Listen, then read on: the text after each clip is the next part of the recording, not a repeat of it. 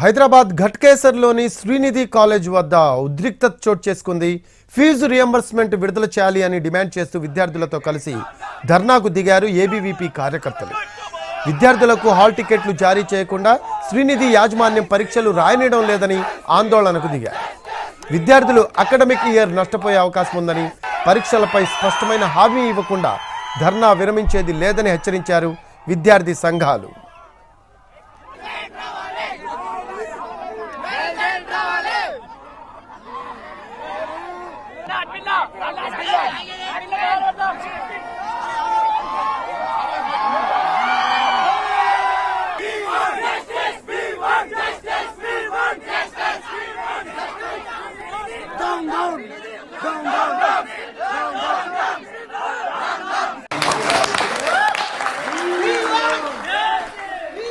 Hyderabad ఘట్కేసర్లోని Srinidhi college వద్ద ఉద్రిక్తత చోటు చేసుకుంది.